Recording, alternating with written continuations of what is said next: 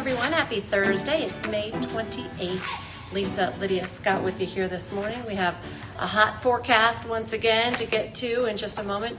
Right off the top, I'd like to remind you, though, of course, we're live on Facebook every weekday morning.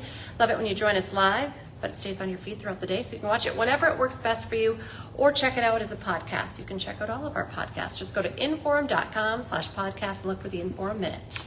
Another day of road buckling heat. Yeah, it's going to be toasty. Again, temps right back up into the 90s this afternoon. About 94, the forecast high in Fargo, which is where we topped off yesterday. And to Scott's point, parts of I-29 buckled under the heat yesterday. So can that happen again today? Certainly. Obviously, you can't predict exactly where that's going to happen, but something to watch out for today. Mostly sunny skies, high, thin clouds. The sun should shine right on through that. And again, temps up into the 90s. 94 is our forecast. 97 is Fargo's record today from 2006. So it's close. We'll watch it. We were 1 degree away from tying the record on Monday. We set a new record on Tuesday. We were 1 degree away from tying a record yesterday. So we've been right there. Yeah. And we're going to do it again today and again for tomorrow, too. It's one we'll have to watch. The record on Saturday is 104, so that's safe. We're looking at about 86 on Saturday, so still very warm, but I won't have to do the record talk into the weekend. Tomorrow, partly cloudy. We'll watch the wind die down. It's going to be a little bit on the breezy side today. Still hot, high temp to about 91 for tomorrow. I'll pop in a couple chances for small showers tomorrow afternoon. Probably not even thunder, just a couple little spits of rain possible, just kind of cooking up some of those in the heat of the day. Most of us will stay dry.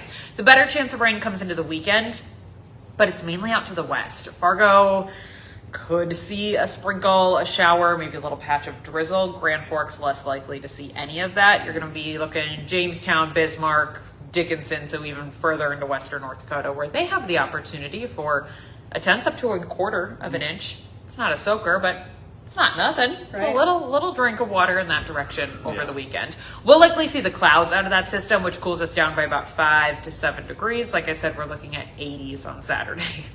Cooling us down. It's very relative. Yes. 80 still on Sunday and into Monday, a lot of 80s for next week. I'm looking at a lot of low 80s, which is still about 10 to 15 degrees above average for this time of year. It's just not the 20 to 25 above average that we've had this week. Still very warm into next week, but maybe call it more manageable. I can deal with 80s. 90s is where I'm like, I don't want to. Getting hot. Unless I'm in the lake. In May. Especially in May. Yeah. I mean, July is obviously one thing, but late May, it's been obviously noteworthy. One, because GMA talked about it yesterday. And I always say when we get shout outs on GMA, you know our weather is like something. Yeah. But it's been threatening record highs, and it's 20 to 25 degrees above average. So that is unusual, if you will. 80s mostly into next week for the first week of June, and a couple little thunderstorm chances. Overall, though, looking like a fairly dry 10-day forecast. All right. All right, that's all. Thanks. Okay, well, it's a busy week for high school athletes in North Dakota here on WDAY. Our family of networks, we've got state tournaments for baseball, softball, soccer, and tennis. And with the warm temperatures that we were just talking about with Lydia, athletes will have to take some extra safety precautions. Fans, too, if you're sitting out there watching baseball games, stay hydrated and watch for signs of heat-related illness. Now, as far as the action goes, both Class A and B softball and baseball, along with girls soccer, all get underway on the WDAY family of networks today. Girls state tennis also starts today, but we won't be airing any of those matches until Saturday. You can watch all of the tournaments and all of the action live on WDAY+. Well, a crash Wednesday afternoon on 19th Avenue North in Fargo landed a man behind bars and several people hurt. 62-year-old David Berlin is accused of causing the crash. Police say he was driving the Jeep that hit 2 other cars. They say he tried to take off and then hit a sign before ending up in the water near the NDSU sheep barn. Police say Berlin suffered non-life-threatening injuries. He's being held on felony reckless endangerment and DUI charges. 2 other people were treated for minor injuries on the scene. This morning, a man charged in a hit and run and a police chase in the metro will make his first court appearance today. Brandon Peltier is accused of intentionally hitting an elderly man with his pickup in the parking lot of the Cashwise on 33rd Street South. That was on Tuesday morning.